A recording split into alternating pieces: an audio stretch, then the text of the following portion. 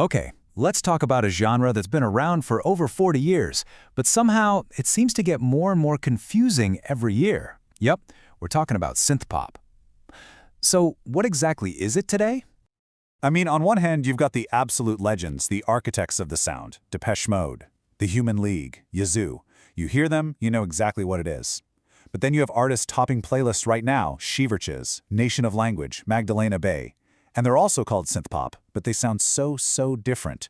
And that really brings us to the big question here, doesn't it? How can all of this, from moody 80s tracks to super polished modern pop, all exist under the same genre label? Are they even the same thing at all? Well, let's dig in and find out. To really solve this mystery, we have to go back, way back to the late 70s and early 80s to really understand the original DNA of synth pop. So, here's the thing you got to get about early synth pop. It wasn't just about the synthesizers. It was a fusion, a wild combination of things. It took that raw, do-it-yourself energy from post-punk and smashed it together with the futuristic sounds that pioneers like Kraftwerk were making. The result?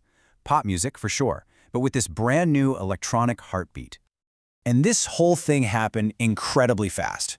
You had bands like The Human League and OMD popping up in the late 70s, and then by 1981, Don't You Want Me by The Human League wasn't just a hit. It was a global phenomenon. It was everywhere. In just a handful of years, synth pop went from this underground experiment to pretty much the defining sound of the decade. And that original recipe was built on a few key ingredients. The sound, of course, came from all this new, affordable tech, like the Yamaha DX7 synth and that legendary Roland TR-808 drum machine. The lyrics? Pure pop, love, loss, dancing, but all delivered with this kind of cool post-punk attitude. And the look was a huge part of it too. That androgynous, gender-bending fashion totally challenged the old rock and roll cliches. But you know how it is, no genre just stays frozen in time. That original blueprint, it was really just the starting line. From there, the sound started to change and grow in some really fascinating ways. So, by the late 80s, you saw synth pop starting to blend with new dance styles like Chicago house. Then the 90s hit, and bam, grunge and Britpop made guitars the cool thing again, and synths kind of got pushed to the side. But then came 1998 and Cher's song Believe. That heavy use of auto-tune wasn't just a gimmick, it was a sign of a whole new digital era in pop music, and it totally paved the way for the massive synth pop revival we saw in the 2010s. And that brings us right up to today. You see, the synth pop of 2025 isn't just one thing. It's more like a huge, thriving family tree with tons of different branches shooting off in every direction. And it is part of a massive industry. Get this, according to the 2025 IMS business report, the global electronic music scene is now worth a record $12.9 billion. So yeah, this is not some niche retro thing, it's a central pillar of modern music. But with all that growth, with all that success, has come a little bit of confusion. Because as the sound has gotten bigger and broader, the lines between all these different synth-heavy genres have started to get pretty blurry. Okay, this is probably the biggest point of confusion out there. Synth pop versus synthwave. At its core, synth pop comes from that mechanical, sometimes robotic feel of post-punk and industrial music. Think kind of stiff rhythms, detached vocals. Synthwave, on the other hand, its roots are in 80s movie scores and disco. It's more fluid, more emotional, and it's all about nostalgia for a past that maybe never even existed. They both use synths, yeah, but the feeling, the entire vibe is completely different.